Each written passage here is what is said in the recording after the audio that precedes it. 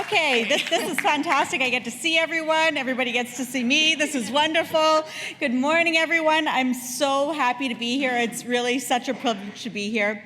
I know all of you in this room fight every single day for dignity and fairness for your members at work. And I want to take a moment to thank Annette, because none of the things that we've achieved at the CLC over the last few years would have been possible without amazing folks like Annette sitting at my exec table, and with also, the reality, we've also had Lori sitting at our Canadian Council table. So the two of them absolutely deserve a huge round of applause, because they have helped make the decisions that have driven some of those successes. And every single time that I pick up the phone to phone Annette, she answers. And every single time I ask her to fly somewhere on like 2 minutes notice, because there's something really urgent happening, she is there. And that is what true solidarity is, and you folks can be so proud of your union. And I gotta tell you, I'm also so proud because many of my coworkers at the CLC are fantastic COPE members. I get to see every day the work that your awesome members do, and in fact, a part of the speech was brought to you by awesome COPE members working at the CLC office. So I'm here representing 3 million workers right across Canada and every sector of our economy in every province and every territory. And I'm happy to be joining you in my hometown. And in fact, this hotel is a location, the workers working in this hotel are workers that are members of my home union, the UFCW 832. So thank you for supporting those workers.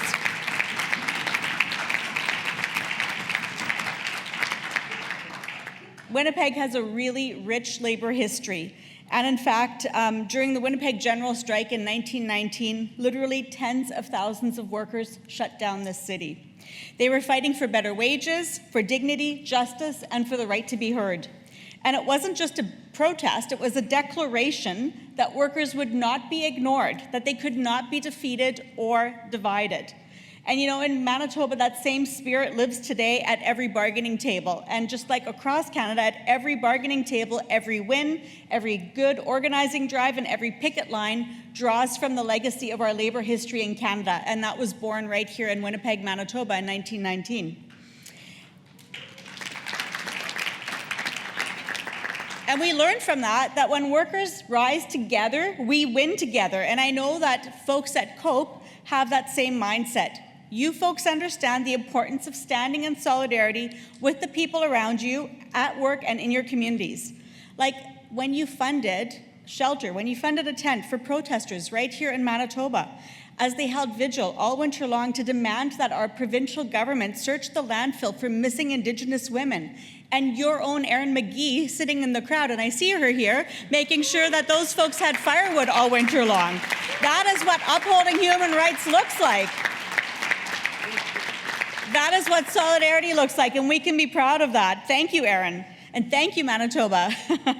And right now, Manitoba is facing another crisis. Literally, the prairies are on fire, as you know, and tens of thousands of people across Manitoba and Saskatchewan are fleeing the wildfires that are already causing one of the largest evacuations in Manitoba since 1997, when we had a major, gigantic flood in this province.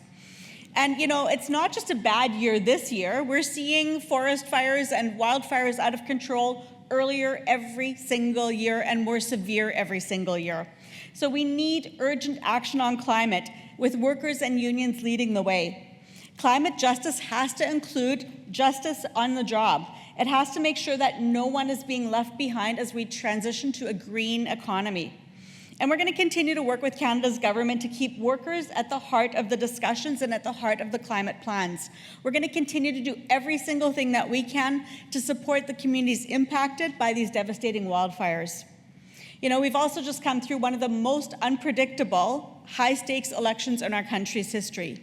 And today, we are staring down a very new political reality, one where the Conservatives are pretending to speak for everyday workers, while voting against what works and workers benefit at every opportunity. This election wasn't just a contest between parties, it was really a fight for the soul of our country. A fight against the creeping threat of Trump-style politics right here in Canada. And while the outcome stopped the worst case scenario, it did make one thing crystal clear. We, in the labor movement, we can't wait for a political party to save us. It's going to be up to workers to lead. The Liberals did not win a strong mandate. They were a fallback position. They were the default option for voters who were desperate to not have Pierre Poilievre become our next Prime Minister. So let's be honest, most workers didn't vote for the Liberals. They voted against the Conservatives. That's what that vote told us. And the Conservatives, meanwhile, they surged, especially in many working-class ridings. Poilievre's slogans were empty, but the pain that he spoke to was real. The housing crisis, the food prices, the job insecurity. And he spoke to a political class that seems out of touch. That is the reality. Many workers who voted Conservative did so not because they believe in him, but because they felt abandoned by everyone else. But behind the TikToks and the cheap populism, there's a much darker agenda that he has. It's an American-style assault on public services and working-class institutions. Because while they talk about wages and fairness and bringing it home, the Conservative record actually tells us what they stand for. You know, Pierre Poilievre and his Conservatives have voted against universal pharmacare. They voted against dental care. They voted against child care. They voted against school nutrition programs. They voted against the just transition. And yes, they finally voted for anti-SCAP, but only because they really had no choice. They're pretending to be the Workers' Party. They knew it was going to pass with or without them. It was a good show, not for any other reason, let's be honest.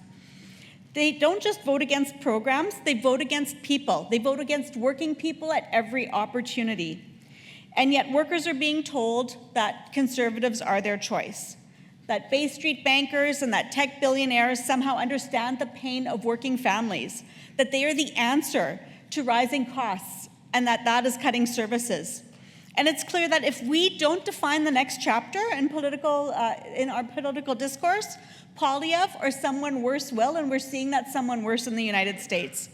But I got to tell you, my friends, we deserve better, and our members deserve better.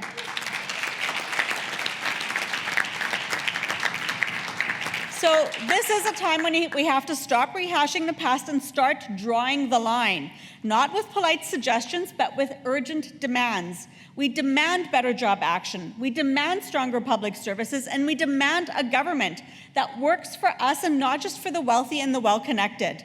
We have faced these challenges before, and every time workers organize, workers win, my friends.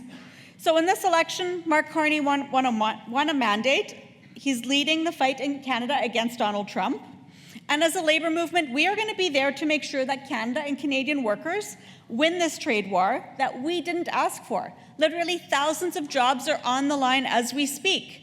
We're going to do so by partnering with this government where our interests align and by holding them to account when we see them drift away from the mandate that workers gave them. You know, Carney talks about economic transformation, but workers actually need to see it in wages, in job protections, and in strong public services. He floats the idea of a green industrial energy strategy, but we actually need guarantees that that means good union jobs, local procurement, and apprenticeship opportunities.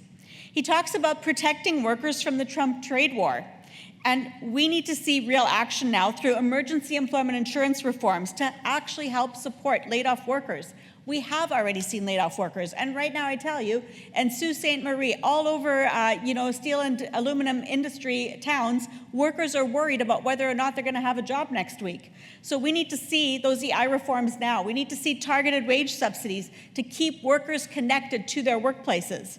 So while we see those buzzwords of green growth and inclusive prosperity and economic transformation, workers can't pay the rent with slogans. We actually need to see some action. So we're going to fight to make sure that workers remain central to the economic plan of this government. But, we can't fool ourselves. Carney is going to get pressured by corporate Canada, by pundits, and by Bay Street, and he's going to try to steer us towards corporate interests. He's going to want to make cuts in the name of balance and to water down the very things that working people rely on. When I listened to the throne from the speech, the only thing I heard about workers was capping the federal public service and replacing workers with artificial intelligence. That's what I heard. I heard nothing else for workers. So we are here to say, absolutely not. We need to see results. We need to see results in wages and public services and in real protections for working people. You know, Carney's background isn't a secret. He's a businessman, he's a banker. His instincts are going to be to de-risk capital, not to defend workers. His government, you know, we have to remind him, being in government doesn't mean navigating a boardroom and de-risking capital. It's about people and not profits. And every major economic policy has to pass one test. Does it make life better for working people? Because if it doesn't, we don't want it.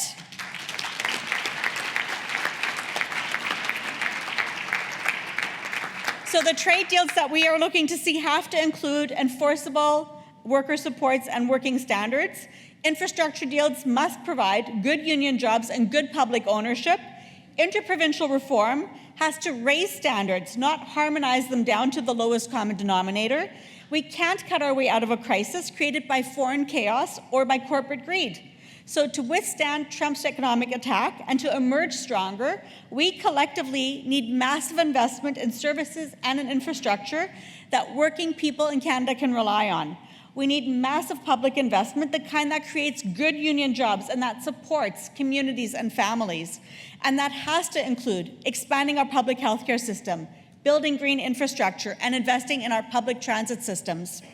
And yeah, we also need to build literally millions of affordable homes because housing isn't an option, it's a right across Canada, and it's too long that we've been waiting for this. These aren't policy goals, they are economic strategies. Every single investment that we fight for collectively creates good jobs in this country. It strengthens our communities, and it builds resilience in the face of global economic uncertainty. You know, public services aren't just to support people during hard times, they are the very foundation of stronger, more secure economy and communities. Strong public services help people get the care that they need, and they improve the livability of our communities, and they enhance our lives. Workers can't be seen as a cost to be managed. We, workers, are the economic engine driving Canada, my friends. You are that engine.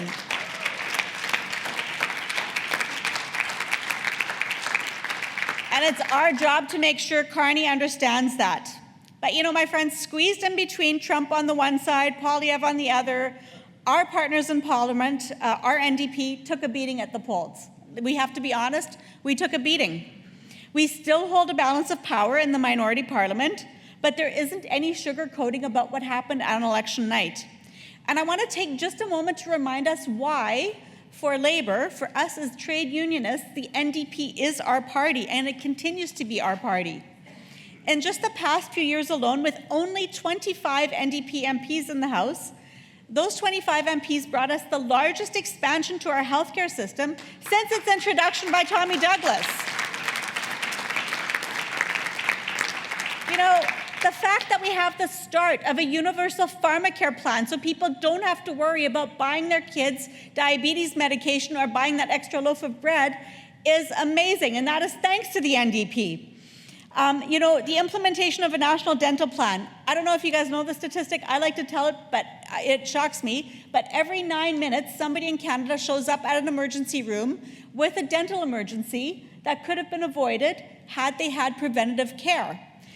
Dental plan and dental care is not a luxury. It's being able to make sure people can live with health and with dignity in this country. Knocking on doors in Manitoba for one of our NDP candidates, a long-term care worker said to me, "Bea, I know why the dental plan is so important. I'm a retired long-term care worker, and let me tell you, more than once in my career, my coworkers and I put together money to pay for dental care for a resident living in care because they didn't have the funds. In a country like Canada, that should not be the case. And thanks to our party, that's not going to be the case going forward."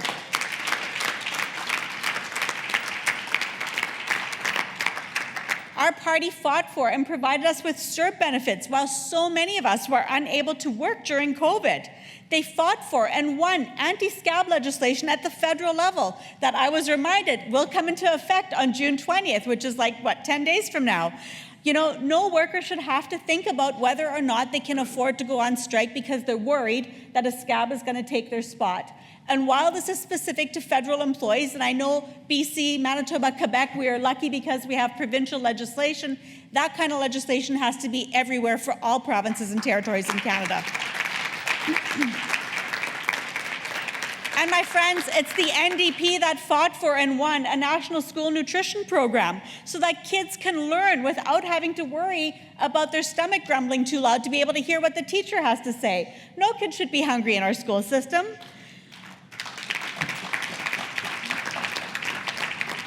And they fought for and won a national childcare plan so that we can have the start of an affordable childcare plan so that working families can actually afford to pay the bills. My friends, these are all things Pierre Poilievre voted against, and these are all things that the Liberals had zero intention of doing had it not been for our party, the NDP, pushing it. That is what it means to support our party. Now, because we have the Super 7, as I like to call them, and you're going to hear from Don Davies this morning as well, I think, one of the Super 7 NDP MPs, we do still have the balance of power in the House of Commons. And that means that we still have a pathway forward to deliver for working people and to keep the Conservatives out of power.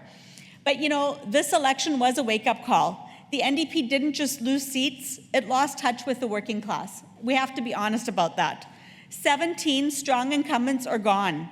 Dozens of ridings are flipped to the Conservatives, especially in working class communities across BC, Ontario, and right here in Winnipeg. And these aren't just numbers, these are union towns and union ridings, places where members, union members, many of you knocked on doors, hosted town halls, organized, but still our message did not resonate. And why? I would say that our message didn't resonate because the NDP, we speak in policy. And Pierre Poilievre speaks to the pain that workers are feeling right now. Poilievre offered simple but dishonest answers. Workers need leadership that's focused on their immediate economic concerns and that speaks unapologetically about those issues with urgency, anger, and hope. We should be indignant and we should be speaking out that way every single time. So let's be clear, the NDP didn't lose many working class folks to Conservatives because it wasn't progressive enough. It's because we failed to connect. And now the party has to rebuild from the ground up. But my friends, Labour needs to rebuild the party that we founded from the ground up. We need to do that work. We are a party of workers, a party that fights like hell and that doesn't flinch when Bay Street starts barking at us. And that has to start with us, with every affiliate, with every union local, with every single activist. If you care about what's happening at the bargaining table, then you should care about what's happening in Parliament and in our provincial legislatures. Because many of us in the Labour movement work in the public sector. So we actually get to vote for our boss. We get to vote for what's going to be meeting us at that bargaining table. We get to decide what that mandate is going to look like. And if we've ever told our members you can't complain about your contract if you didn't show up to engage and to vote on it, then the same actually applies to politics, my friends. We don't get the Canada that we want by watching from the sidelines. We get it by joining, we get it by organizing, we get it by running, we get it by voting, and we get it by fighting. So we need to rebuild those riding associations, we need to recruit candidates, and we need to replant the roots that we have within our party. Labour councils across the country have to become the year-round organizing hubs, not just at election time. We need to be speaking to our members in lunchrooms, at workplaces, in the community, and at doorsteps. And yes, union activists need to run for public office. We are the voices that we need to see at every table. You know, union workers have the voice. We have the people. Union workers have the knowledge about what's needed. We have the reach. We have the members in every single workplace and in every neighborhood and in every region. We just need to lead with presence and with principle. And we have to meet people where they are at, online, at community events, and on the job site.